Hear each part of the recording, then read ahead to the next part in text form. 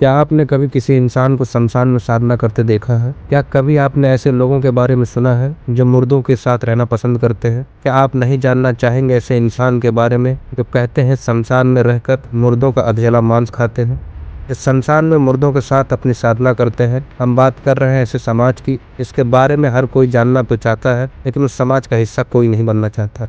शायद ही कोई होगा जो इस समाज को करीब से देखना चाहता होगा या इसका हिस्सा बनना चाहता होगा। इस मिस्टीरियस समाज का नाम है अघोरी समाज,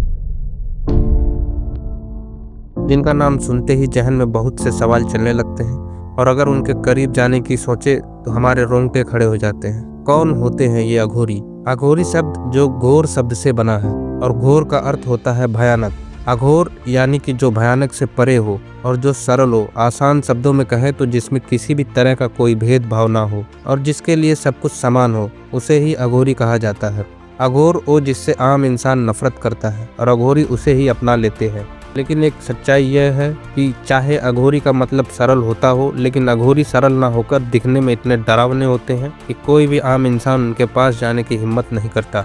अब सबसे बड़ा सवाल ये है कि इनका जन्म कैसे हुआ, यानी संसार में सबसे पहला अघोरी कौन बना।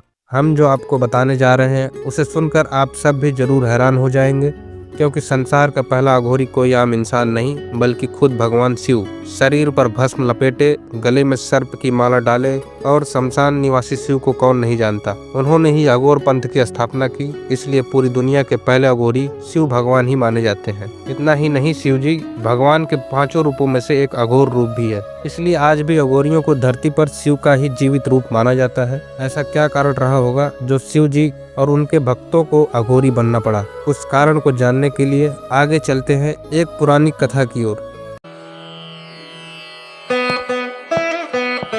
लेकिन देखो तो जरा इसकी बेशर्मी, मुझे देखकर भी ये बैठा रहा। प्रजापति दक्ष ने भारी सभा में चिल्लाते हुए ये सारे कड़वे शब्द भगवान शिव के लिए कहे और वे गुस्से में तिलमिलाने लगे, लेकिन शिव जी भगवान फिर भी शांति बैठे रहे। लेकिन तभी प्रजापति दक्ष को समझाने के लिए भगवान ब्रह्मा जी उठे कि पुत्र दक्ष, ये इतनी भी बड़ी बात नहीं है जितनी तुम समझ रहे हो। तुम्हारे सम्मान में मैं भी तो खड़ा नहीं हुआ, तो फिर तीनों लोकों के स्वामी भोलेनाथ कैसे खड़े हो सकते हैं, जिनका स्थान इस जगत में सबसे ऊंचा है। प्रजापति दक्ष ने कहा, मेरे सम्मान में आप खड़े नहीं हुए क्योंकि आप मेरे पिता हैं और एक पिता कभी भी अपने पुत्र के सम्मान में खड़ा नहीं होता। लेकिन ये पाखंडी शिव क्या ये नहीं जानता कि मैं यहाँ सभा में आया हूँ? जब हर कोई मेरे सम्मान में खड़ा हुआ तो ये क्यों नहीं हुआ? इसने मेरा घोर अपमान किया है, लेकिन मैं इसे कभी क्षमा नहीं करूंगा। प्रजापति दक्ष का गुस्सा बढ़ता ही जा रहा था। ब्रह्मा जी चाहकर भी उन्हें समझा नहीं पा रहे थे। सभा में मौजूद हर ब्राह्मण और हर सदस्य खामोश होकर वो सब देख रहे थे। लेकिन इतना सब कुछ होने के बाद भी भगवान शिव आराम से बैठे हुए मुस्कुराते रहे,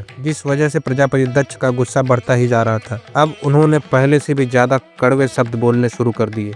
मुझे शुरू से ही अंदाजा था कि कभी भी तुम मेरी बेटी के लिए सही नहीं हो सकते। उसकी मति मारी गई थी कि जिसने अपने पिता के विरुद्ध जाकर तुमसे विवाह किया। अरे तुम तो उस रिश्ते का भी लिहाज नहीं रख पाए और मुझे सम्मान नहीं दे पाए, जबकि मेरी बेटी के साथ विवाह करके तुम रिश्ते में भी मुझसे काफी छोटे हो गए हो। तो प्रजापति दक्ष का गुस्सा देख ब्रह्मा जी ने एक बार फिर उन्हें रोकने की और समझाने की कोशिश की। पुत्र दक्ष, अपने क्रोध को यही नियंत्रित कर लो। जिन्हें तुम साधारण मनुष्य समझ रहे हो, भला बुरा कह रहे हो, वो वास्तव में तीनों लोगों के स्वामी है। उन्हें किसी के सामने ऐसे खड़े होने की जरूरत ही नहीं है। प्रजापति दक्ष ने गुस्से में चिल्लाते हुए कहा, ये पाखंडी और तीनों लोगों का स्वामी, ऐसा कभी नहीं हो सकता। जरूर आप सबको कोई गलत फहमी हुई है। अब प्रजापति दक्ष वो करने जा रहे थे जिसकी किसी ने भी कल्पना नहीं की थी। उन्होंने तीनों लोगों के स्वामी भगवान शिव को ही श्राप दे दिया। प्रजापति दक्ष ने गुस्से में कहा, तुमने आज पूरी भरी सभा में मेरा अपमान किया है शिव, क्योंकि तुम्हें यह लगता है कि तुम इस संसार में सबसे ज्यादा पूजनीय हो, इसलिए मैं तुम्हें श्राप देता हूँ कि आज से तुम किसी भी यज्ञ के भागी नहीं रहोगे। तुम्हारा अहंकार चूर चूर हो जाएगा। प्रजापति दक्ष ने तीनों लोगों के देव महादेव को ही श्राप दे दिया। आसपास मौजूद सभी लोग हैरान होकर देख रहे थे, लेकिन कोई कुछ नहीं बोला। भगवान शिव श्राप मिलने के बाद भी शांत रहे। प्रजापति दक्ष भी अब श्राप देने के बाद शांत होकर वहां से चले गए। लेकिन वहां मौजूद भगवान शिव के परम भक्त नंदी जी अब काफी गुस्से में आ चुके थे और उन्हें सबसे ज्यादा गुस्सा था सभा में मौजूद सभी ब्राह्मणों पर, जिनमें से किसी ने एक शब्द भी नहीं कहा था। नंदी जी गुस्से में बोले, प्रजापति दक्ष ने यह सही नहीं किया। उन्होंने देवों के देव त्रिलोकधारी भगवान शिव को एक साधारण इंसान समझकर श्राप दे दिया, जो सही नहीं है। लेकिन आप सब ब्राह्मण क्यों मौन रहे? आप में से कोई आगे आकर क्यों नहीं बोला क्यों आप में से किसी ने प्रजापति दक्ष का विरोध नहीं किया, जबकि आप सभी जानते हैं कि वे गलत कर रहे हैं। नंदी की वाणी सुनकर भी कोई कुछ नहीं बोला और सभी को खामोश देखकर नंदी जी का गुस्सा बढ़ गया। इसलिए उन्होंने सभा में मौजूद सभी ब्राह्मणों को श्राप दे दिया।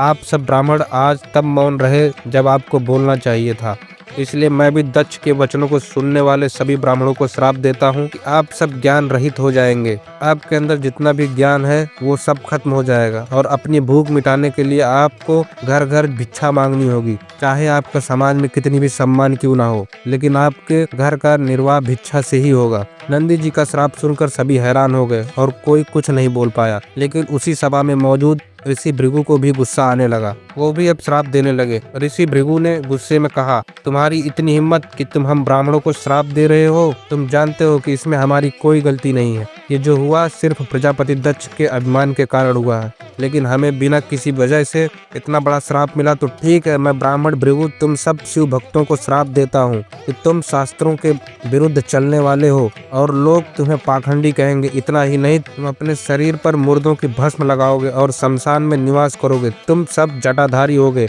और मांस मदिरा का सेवन करोगे। आज से तुम इतने डरावने लगोगे कि आम इंसान तुम्हारे पास आने से भी डरेगा। ऋषि भृगु के इस श्राप के चलते ही भगवान शिव की अघोरी रूप सभी को पता चला और उनके भक्तों ने भी एक डरावना रूप धारण कर लिया। वहीं से शिव भक्तों को अघोरी कहकर बुलाया जाने लगा।